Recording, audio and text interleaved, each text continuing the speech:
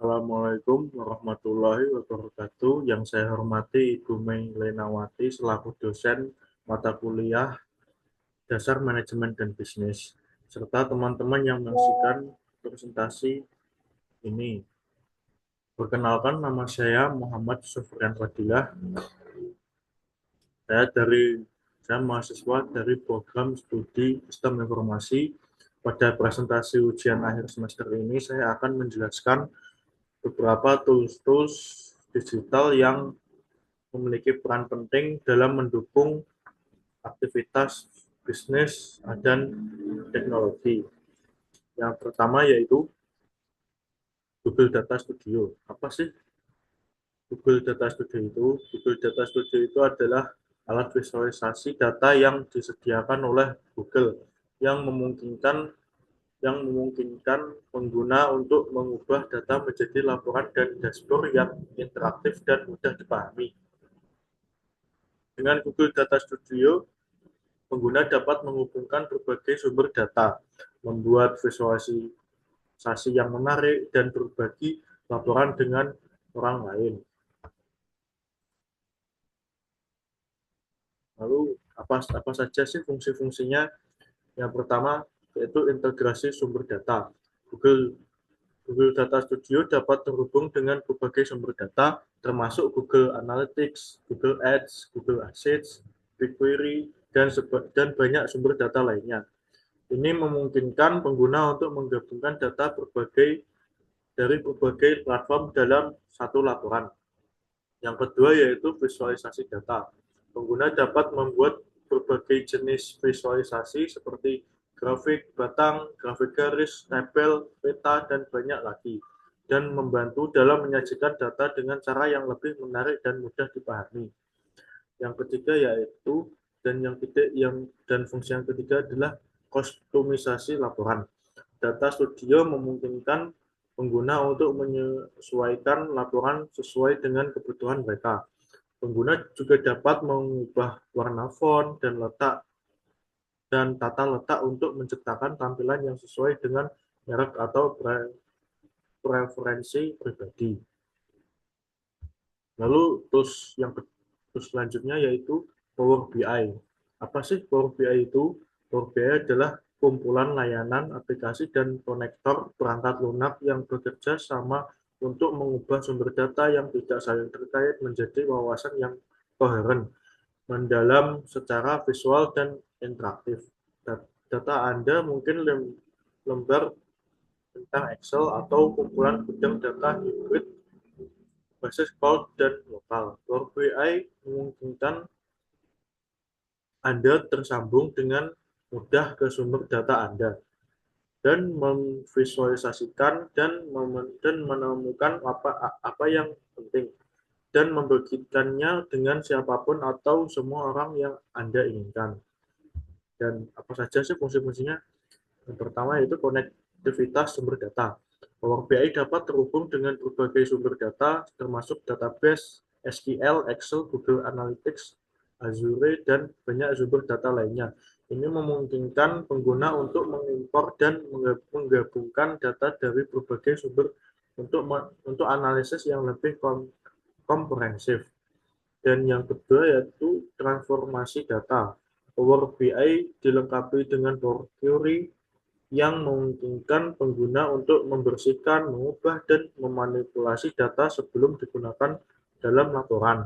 Pengguna dapat melakukan berbagai transformasi seperti menghapus duplikat, mengubah tipe data, dan menggabungkan tabel. Yang ketiga yaitu analisis data. Power BI memungkinkan pengguna untuk melakukan analisis data yang mendalam dengan menggunakan DAX, Data Analysis Expressions, bahasa formula yang kuat untuk membuat perhitungan dan analisis yang kompleks. Dan terus yang ketiga yaitu Cloudflare. Apa sih Cloudflare itu? Cloudflare adalah sebuah perusahaan teknologi yang menyediakan layanan konten delivery network dan mitigasi. Sebagai salah satu platform layanan konten terkemuka, Cloudflare berperan sebagai perantara antara pengguna dan server hosting website. Ketika seseorang mengakses sebuah website, permintaan tersebut akan melewati jaringan Cloudflare yang terdiri dari banyak server yang tersebar di berbagai lokasi di seluruh dunia. Dan apa saja sih fungsi-fungsinya? Yang pertama yaitu memberikan kecepatan akses pada pengunjung website.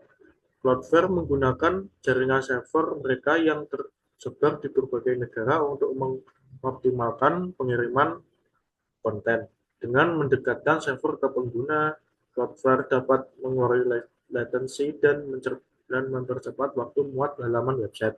Hal ini memberikan pengalaman pengguna yang lebih baik dan meningkatkan kepuasan pengunjung website. Dan yang kedua yaitu memonitor dan yang kedua itu memonitor traffic yang berbahaya pada website. Sebagai solusi keamanan, Cloudflare memiliki kemampuan untuk memantau dan mendeteksi serangan DDoS, upaya pembobolan, dan aktivitas berbahaya lainnya. Dengan menggunakan fitur firewall dan analitik yang canggih, Cloudflare dapat mengidentifikasi lalu lintas yang mencurigakan dan memblokirnya secara otomatis. Dan yang ketiga yaitu meningkatkan kinerja website. Dengan menggunakan fitur caching, Cloudflare menyimpan salinan konten statis dari website Anda di server mereka yang tersebar di berbagai lokasi. Ketika pengunjung mengakses website, konten statis tersebut dapat disajikan dari server Cloudflare terdekat dan mengurangi waktu muat halaman. Dan terus yang berikutnya itu PayPal. PayPal adalah layanan pembayaran online yang memungkinkan pengguna untuk mengirim, menerima, dan menyimpan uang secara elektronik. PayPal dapat digunakan untuk transaksi jual beli online, membayar tagihan bulanan dan langganan, menerima uang secara online, mengirim uang ke keluarga dan teman, melakukan transaksi lintas negara. Dan apa saja sih fungsi-fungsinya? Yaitu yang pertama pembayaran online. PayPal memungkinkan pengguna untuk melakukan pembayaran untuk barang dan jasa secara online. Pengguna dapat membayar di berbagai situs e-commerce yang menerima PayPal sebagai metode pembayaran. Dan yang kedua yaitu transfer uang. Pengguna dapat mengirim dan menerima uang dari individu lain dengan mudah. Ini pengguna untuk membayar teman, keluarga, atau rekan bisnis tanpa perlu menggunakan cek atau uang tunai. Dan yang ketiga yaitu pengelolaan uang. PayPal memungkinkan pengguna untuk mengelola saldo mereka, termasuk menyimpan uang di akun PayPal, menarik dana ke rekening bank, atau menggunakan saldo untuk melakukan pembayaran. Dan terus yang selanjutnya yaitu Microsoft Teams. Apa sih Microsoft Teams itu? Microsoft Teams adalah platform kolaborasi yang dikembangkan oleh Microsoft yang dirancang untuk memfasilitasi komunikasi dan kerja sama dalam tim merupakan bagian dari Microsoft 365 dan mengintegrasikan berbagai alat dan layanan untuk mendukung kolaborasi yang efisien di lingkungan kerja. Dan apa saja sih fungsi-fungsinya? Yaitu yang pertama obrolan atau chat. Microsoft Teams menyediakan fitur obrolan yang memungkinkan anggota tim untuk berkomunikasi secara langsung melalui pesan teks. Pengguna dapat membuat obrolan individu atau grup serta mengirim file, gambar, dan tautan. Dan yang kedua yaitu pertemuan atau meetings. Teams memungkinkan pengguna untuk mengadakan pertemuan virtual dengan fitur video dan audio. Pengguna dapat menjadwalkan pertemuan, mengundang peserta, dan berbagi layar selama pertemuan. Dan yang ketiga yaitu panggilan suara dan video. Selain pertemuan, Teams juga mendukung panggilan suara dan video satu lawan satu atau grup, dan memungkinkan komunikasi yang lebih personal dan interaktif. Dan terus yang selanjutnya yaitu ada WooCommerce. WooCommerce adalah plugin atau e-commerce yang dirancang untuk platform WordPress yang memungkinkan pengguna untuk mengubah situs web WordPress mereka menjadi toko online yang sepenuhnya fungsional. WooCommerce sangat populer di kalangan pemilik bisnis kecil hingga menengah karena kemudahan penggunaan yang juga fleksibilitas dan kemampuan untuk menyesuaikan. Dan apa saja sih fungsi-fungsinya? Yang pertama yaitu pembuatan toko online. WooCommerce memungkinkan pengguna untuk membuat data pengelola toko online dengan mudah. Pengguna dapat menambahkan produk, mengatur kategori, dan mengelola inventaris. Dan yang kedua yaitu pengelolaan produk. Pengguna dapat menambah berbagai jenis produk, termasuk produk fisik, produk digital, dan produk layanan. WooCommerce juga mendukung variasi produk seperti ukuran dan warna, serta pengaturan harga yang berbeda. Yang ketiga adalah pengaturan pengiriman. WooCommerce memungkinkan pengguna untuk mengatur opsi pengiriman, termasuk tarif pengiriman tetap, pengiriman gratis, dan pengiriman berdasarkan lokasi. Pengguna juga dapat mengintegrasikan layanan pengiriman pihak ketiga. Lalu selanjutnya, terus OneDrive. Apa sih OneDrive itu? OneDrive adalah layanan penyimpanan cloud yang dikembangkan oleh Microsoft. Layanan ini memungkinkan pengguna untuk menyimpan, berbagi, dan mengakses file dan dokumen secara online dari berbagai perangkat termasuk komputer, tablet, dan smartphone. Ya, sama sih kayak Drive itu. Maksudnya itu apa saja sih fungsi-fungsinya? Yaitu yang pertama penyimpanan cloud. OneDrive menyediakan ruang penyimpanan online untuk menyimpan berbagai jenis file termasuk dokumen, gambar, video, dan lainnya. Pengguna dapat mengakses file mereka dari mana saja selama terhubung ke internet. Dan yang kedua itu sinkronisasi file. OneDrive memungkinkan pengguna untuk menyinkronkan file antara perangkat yang berbeda. Dengan aplikasi desktop OneDrive menggunakan OneDrive, pengguna dapat menyimpan file di folder OneDrive di komputer mereka, dan file tersebut akan secara otomatis disinkronkan dengan akun OneDrive mereka di cloud. Dan yang ketiga yaitu fungsi yang ketiga yaitu berbagai file dan folder. Pengguna dapat dengan mudah berbagi file dan folder dengan orang lain, baik melalui tautan berbagai berbagi atau dengan mengundang orang untuk mengakses file tertentu. Pengguna dapat mengatur izin untuk menentukan apakah penerima dapat mengedit atau hanya melihat file. Dan terus yang ketiga dan terus selanjutnya yaitu Odoo. Apa sih Odoo itu? Odoo adalah platform perangkat lunak manajemen bisnis yang bersifat open source dan modular.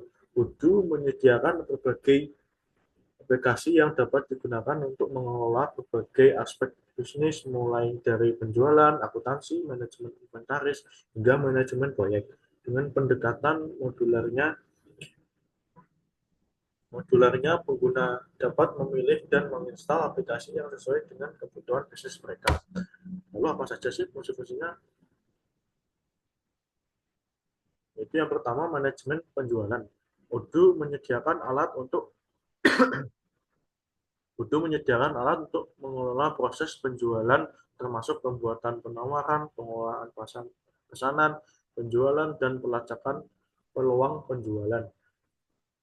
Dan pengguna dapat mengelola hubungan dengan pelanggan dan menganalisis kinerja penjualan. Yang kedua yaitu manajemen inventaris. Itu memungkinkan pengguna untuk mengelola inventaris dengan efisien. Fitur ini mencakup pelacakan stok, pengelolaan gudang, dan pengaturan pengiriman. Dan pengguna juga dapat memantau tingkat persediaan dan mengatur pengadaan barang, penggadaian. Lalu fungsi yang ketiga itu akuntansi dan keuangan. Kudu memiliki modul akuntansi yang memungkinkan pengguna untuk mengelola buku besar, faktur, laporan keuangan, dan pelaporan pajak. Pengguna dapat melacak pendapatan dan pengeluaran serta mengelola arus kas. Lalu terus yang selanjutnya yaitu Google Analytics. Apa sih Google Analytics itu? Google Analytics adalah layanan analisis web yang dikembangkan oleh Google untuk membantu pemilik situs web melacak dan menganalisis trafik serta perilaku pengunjung. Dengan menggunakan Google Analytics, pengguna dapat memahami performa situs web mereka dan mengoptimalkan strategi pemasaran. Lalu apa saja sih fungsi-fungsinya? Yaitu yang pertama pelacakan trafik. Google Analytics memungkinkan pengguna untuk melacak jumlah pengunjung yang datang ke situs web, termasuk sumber trafik seperti mesin pencari, media sosial, atau tautan langsung. Dan yang kedua yaitu analisis demografi. Alat ini memberikan informasi tentang demografi pengunjung, termasuk usia, jenis jenis kelamin, dan lokasi geografis, yang membantu dalam menargetkan audiens dengan lebih efektif. Yang ketiga yaitu pemantauan perilaku pengunjung. Google Analytics memungkinkan pengguna untuk menganalisis bagaimana pengunjung berinteraksi dengan situs web, termasuk halaman yang dikunjungi, durasi kunjungan, dan tingkat pentalan atau bounce rate. Itu tools yang terakhir yaitu adalah Trello. Trello adalah apa sih Trello itu? Trello adalah aplikasi manajemen proyek yang menggunakan sistem papan digital untuk membantu pengguna mengatur dan melacak tugas serta proyek secara kolaboratif. Dengan Trello, pengguna juga dapat mengelola tugas, menetapkan tenggat waktu, dan berkolaborasi dengan tim secara efisien. Lalu apa saja sih fungsi-fungsinya? Fungsinya yaitu yang pertama pengingat deadline. Trello juga memungkinkan pengguna untuk menetapkan tenggat waktu pada setiap card, serta mengatur pengingat untuk memastikan tugas diselesaikan tepat waktu. Dan yang kedua, fleksibilitas penggunaan. Trello juga dapat digunakan untuk berbagai jenis proyek, berbagai untuk dan proyek baik itu keperluan pribadi, bisnis maupun kolaborasi tim, dan menjadikannya alat yang sangat fleksibel. Yang ketiga, pelacakan aktivitas. Trello mencatat semua aktivitas yang dilakukan dalam board sehingga pengguna dapat melihat perubahan dan perkembangan yang terjadi dalam proyek. Nah, mungkin itu saja yang bisa saya sampaikan dan bisa ditarik kesimpulan. Alat-alat digital yang dibahas di atas memberikan solusi yang efektif untuk berbagai kebutuhan, mulai dari visualisasi data, manajemen proyek, kolaborasi tim, hingga keamanan situs web. Dan pengguna juga dapat memilih alat yang sesuai dengan kebutuhan spesifik mereka untuk meningkatkan produktivitas, efisiensi, dan kualitas pekerjaan. Dengan pemanfaatan yang optimal, alat-alat ini mampu memberikan dampak positif yang signifikan dalam mendukung keberhasilan individu maupun organisasi. Dan baik, terima kasih untuk Bu dosen Ibu Mei Lenawati sudah menyaksikan dan teman-teman menyaksikan hingga akhir. Akhir kata, Waalaikumsalam. Akhir kata, Assalamualaikum warahmatullahi wabarakatuh.